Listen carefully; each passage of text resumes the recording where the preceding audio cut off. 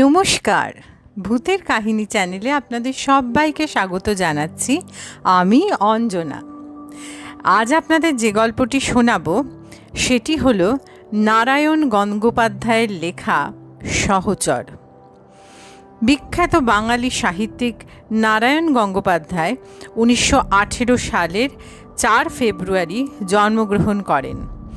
তাঁর লেখা প্রথম উপন্যাসের নাম হলো উপনিবেশ, যেটি 3টি খণ্ডে প্রকাশিত হয় এবং পাঠক সমাজে প্রভূত সমাদর পায়। এছাড়াও ছোট গল্পের মধ্যে দুঃশাসন, বিতংশ ইত্যাদি উল্লেখযোগ্য। তবে সবচেয়ে উল্লেখযোগ্য হল তার লেখা কাল্পনিক চরিত্র টেনিদা, কিশোর তথা আপামর পাঠককুলের কাছে যা আজও সমান জনপ্রিয়।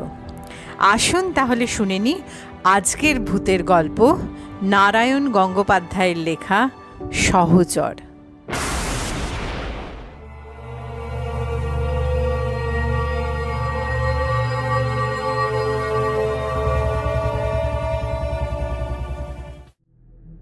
সঙ্গী ভদ্রলোক হঠাৎ আবিষ্কার করলেন সামনের একখানা 6 বার্থের সেকেন্ড ক্লাস রিজার্ভ করেছেন তাঁরই পরিচিত এক দল এবং তাদের বার্থ খালি যাচ্ছে একখানা। খবরটা সংগ্রহ হতে না হতেই হৈ হৈ করে তিনি মালপত্র টেনে নামালেন। যাওয়ার সময় একগাল হেসে বলে গেলেন, ভালোই হলো মশাই আপনার, এখন আপনি একচ্ছত্র বেশ সম্রাটের মতন ঘুমিয়ে ঘুমিয়ে যেতে পারবেন। সম্রাট, একচ্ছত্র এসব ভালো ভালো কথা শোনবার আগেই আমি অনুমান করেছিলুম বাইরের কার্ডে যার নাম ছিল তিনি একালের একজন দিকপাল সাহিত্যিক। আমি অবশ্য তাকে কোনোদিনও দেখিনি, কিন্তু তার ছবির সঙ্গে এই ভদ্রলোকের চেহারারও সাদৃশ্য ছিল যথেষ্ট। তাই একখানা কুপেতে ওপরের বার্থে এমন একজন ভয়ঙ্কর বিখ্যাত সঙ্গীকে নিয়ে ট্রেন যাত্রার কল্পনায় রীতিমতন শঙ্কিত ছিলুম আমি। সাহিত্য এবং সাহিত্যিক দুটোকেই আমি নিদারুণ ভয় করি। আমি কাজ করি স্ট্যাটিস্টিক্সে এবং কথা স্বীকার করতে লজ্জা নেই, সংখ্যাতত্ত্বের কাছে রসতত্ত্বের স্বাদ অত্যন্ত জোলো বলে মনে হয় আমার। সারা ভারতবর্ষে বছরে কোন ভাষায় কত বই ছাপা হয় তার হিসেব মোটামুটি একটা দিতে পারি, কিন্তু ঊর্ধ্ব লোকবিহারী সাহিত্যিক মহারথীটি যদি হঠাৎ জিজ্ঞাসা করেন তার কি কি বই আমি পড়েছি, তাহলেই আমি গেছি।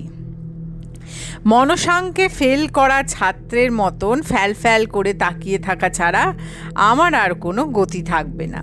কাজেই তিনি নেমে যেতে বেশ খানিকটা স্বস্তি অনুভব করলুম। সন্দেহ কি, বেশ নিজের মতন বিছানা পেতে নিলুম, গুছিয়ে নিলুম জিনিসপত্র, তারপর আরাম করে হাত পা ছড়িয়ে মুখাগ্নি করলুম সিগারেটে। হাওড়া থেকে যখন ট্রেনটা ছাড়লো তখন স্বস্তির আমেজে তখনও ভরপুর হয়ে আছি। পর উল্কা বেগে যখন কয়েকটা স্টেশন ছিটকে বেরিয়ে গেল তখনও আমি আনন্দে আছি। কিন্তু আলো নিভিয়ে শোয়ার উপক্রম যখন হলো তখন কিরম একটা অদ্ভুত অশান্তি আমায় পেয়ে বসলো। হঠাৎ মনে হতে লাগলো আমি একা। শুধু কি এই ছোট কামরাটুকুর ভেতরেই? এই বিরাট ট্রেনটাতেই আমি একা, হয়তো আর কোথাও কোনো যাত্রী নেই। এই অতিকায় ভুতুরে গাড়ি আমাকে নিয়ে একরাশ অজানা অন্ধকারের মধ্যে ঝাঁপিয়ে পড়েছে। কোথায় যাচ্ছে আমি জানি না, হয়তো গাড়িটারও সে কথা জানা নেই। কয়েক মিনিটের মধ্যেই আমি উঠে বসলুম, আলোটা জ্বেলে দিলুম, আর তীক্ষ্ণ তীব্র আলোর একটা ঝাপটা চোখে এসে লাগবার সঙ্গে সঙ্গেই অস্বস্তির ঘোরটা কেটে গেল। সত্যি কথা বলতে কি, তখন আমার হাসিই পেল। সাহিত্যিকের সঙ্গগুণ আছে বটে, ভদ্রলোক আমার সহযাত্রী হতে না হতেই তার ব্যাধি আমাকে ছুঁয়ে বসেছে, সঙ্গে থাকলে আর রক্ষে ছিল না। কি করে যে এসব উদ্ভট কল্পনা মাথায় এলো আশ্চর্য। এক গ্লাস জল খেয়ে একটা আলো জ্বেলে রেখে শুয়ে পড়লুম আবার। কিন্তু চোখের কাছে আলো জ্বললে আমার তো ঘুম আসে না কিছুতেই। বিরক্ত হয়ে আমি এপাশ ওপাশ করতে লাগলাম, অথচ আলো নিভিয়ে দিতেও সাহস পাচ্ছি না, পাছে আবার ওই সমস্ত এলোমেলো ভুতুড়ে ভাবনা আমাকে পেয়ে বসে। চোখের পাতা দুটোতে যথাসাধ্য চেপে ধরে প্রাণপণে ঘুমের সাধনা করতে শুরু করলাম, সেও মাত্র কিছুক্ষণের জন্য। তারপরেই আবার একটা নতুন ভাবনা আমাকে পেয়ে বসলো। বড় বেশি জোরে যাচ্ছে ট্রেনটা, বড় বেশি অস্বাভাবিক স্পিডে। যতগুলো রেলওয়ে অ্যাক্সিডেন্টের খবর জানি একটার পর একটা মনে পড়ে যেতে লাগলো সেইগুলো। অন্ধকারের ভেতর দিয়ে অন্ধের মতন ছুটছে ট্রেনটা, পার হয়ে যাচ্ছে ঘুমন্ত গ্রাম, শূন্য প্রান্তর, কালো জঙ্গল, নদীর পুল। এই নির্জন নিশীথ যাত্রা যেন ভাগ্যের হাতে ছেড়ে দেওয়া ছাড়া আর কিছুই নয়। কে বলতে পারে কোথায় আলগা হয়ে আছে একটা ফিশ প্লেট, কোথায় বা ব্রিজের পিলারে ধরেছে ফাটল। মুহূর্তের ভেতরে লাইন থেকে ছিটকে পড়ে যেতে পারে এই ট্রেনটা। তারপর আবার আমি নিজের উপর বিরক্ত হয়ে উঠলুম। কি আশ্চর্য কথা! কেন এই সমস্ত অবান্তর অর্থহীন ভাবনা আমার? প্রতিদিন প্রতি রাত এমনি অসংখ্য ট্রেন সারা ভারতবর্ষময় ছুটে বেড়াচ্ছে, তাদের কখানাতে অ্যাক্সিডেন্ট হয়? দুর্ঘটনা ঘটার ভয় আমার যত বেশি, তার চাইতেও বেশি তো রেল কোম্পানির, যারা এই গাড়ি চালিয়ে নিয়ে যাচ্ছে। কম করেও 300-400 জন মানুষের প্রাণের দায়িত্ব যাদের হাতে, এসব ভাবনা আমার চাইতে তাদের ভাবা উচিত। আমি আবার উঠে পড়লুম, টয়লেটে ঢুকে মাথায় চোখে ঠান্ডা জল দিলুম খানিকটা। একা গাড়িতে এভাবে চলবার অভিজ্ঞতা জীবনে আমার প্রথম, যার জন্য হয়তো এই সমস্ত ছেলে মানুষই দুশ্চিন্তা আমাকে পেয়ে বসেছে। কোনো কারণে মাথা গরম হয়ে গেছে, তাই এই কাণ্ড। দুটো পাখারি রেগুলেটর পুরো ঠেলে দিয়ে গাড়ি অন্ধকার করে আবার শুয়ে পড়লুম। কিন্তু সঙ্গে সঙ্গে সে অদ্ভুত ভয়টা যেন বুকের ওপর এসে চেপে বসতে লাগলো। মনে হতে লাগলো কোথায় কি যেন ঘটতে চলেছে, কি যেন একটা নিশ্চয়ই ঘটবে। আজ হোক, কাল হোক, এই গাড়িতে হোক বা তার পরেই হোক। আরও মনে হতে লাগলো এই গাড়িতে এখন আমি আর একা নেই, আমার সঙ্গে আর কেউ অথবা আরও কিছু একটা চলেছে। আমার এই বার্থটার নিচেই সে গুঁড়ি মেরে বসে আছে। একবার মাথা নামিয়ে নিচের দিকে তাকালেই তারও জলজলে দুটো চোখ আমি দেখতে পাবো। কিন্তু এইবারে আমি নিজের ওপরে চটে উঠলুম। পাগল হয়ে যাচ্ছি নাকি আমি?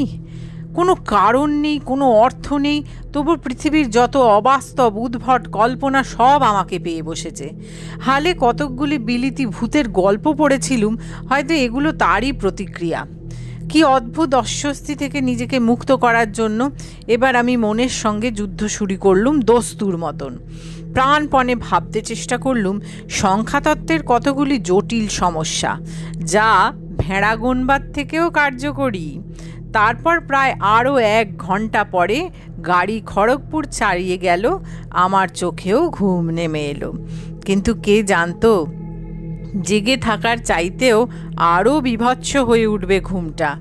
মনের সমস্ত সরীসৃপ ভাবনা আরও ভয়ঙ্কর হয়ে উঠবে ঘুমের ভেতরে। আমি স্বপ্ন দেখতে লাগলুম, অদ্ভুত কুৎসিত সে স্বপ্ন।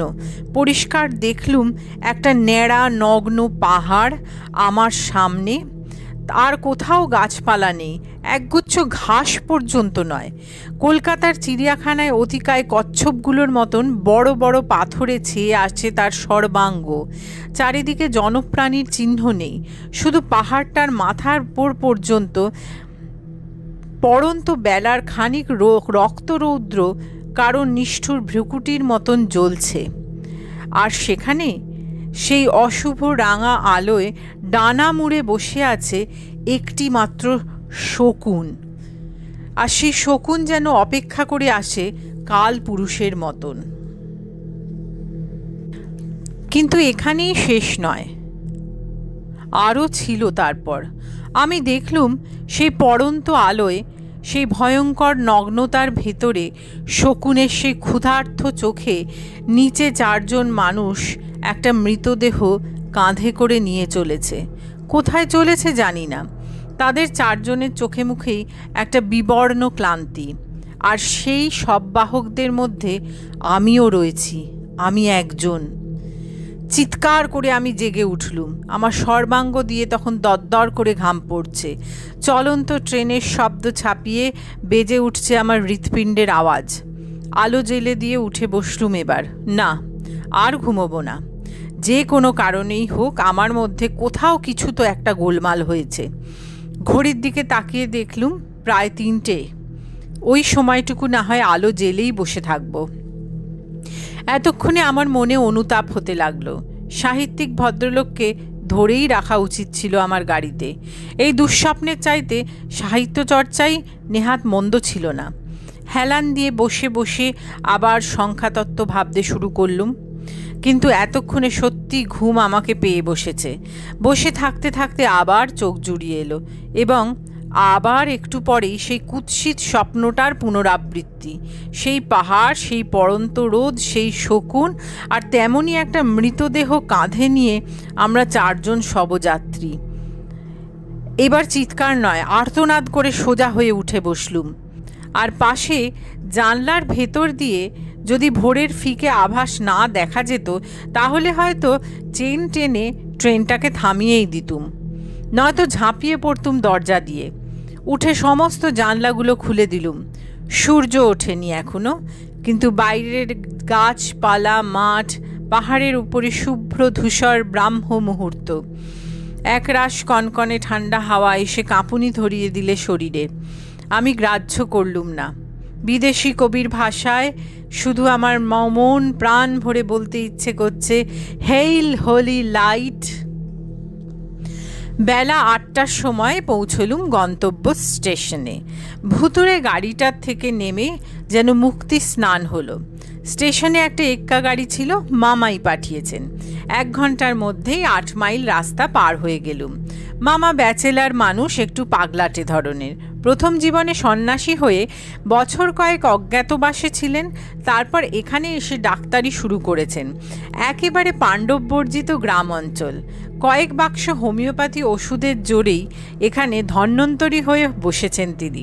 পাহাড়, শালবন, একটি ছোট নদী আর কয়েক ঘর দেহাতি মানুষের ভেতরে মামার লাল টালির ছোট্ট বাড়িটি অত্যন্ত মনোরম। জায়গাটা কাব্য সৌন্দর্যে আমি ঠিক বর্ণনা করতে পারবো না। সেই সাহিত্যিক ভদ্রলোক যদি থাকতেন তাহলে তিনি হয়তো এটা ভালোভাবে করতে পারতেন।